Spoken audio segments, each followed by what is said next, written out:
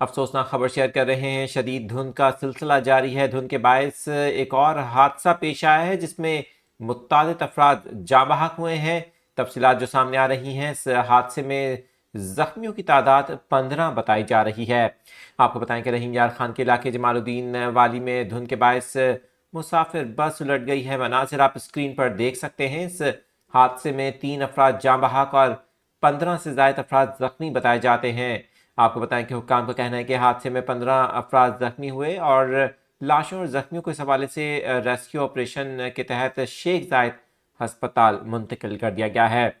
आपको ये भी बताएं कि धुंध की वजह से बस सड़क से उतरकर गड्ढे में जा गिरी। इस हादसे में फौरी तौर पर रेस्क्यू टीमें मौके पर पहुंची, जबकि रेस्क्यू हुक्काम का बताना है कि मुत्तादिद जख्मियों की हालत तशवीशनाक भी है।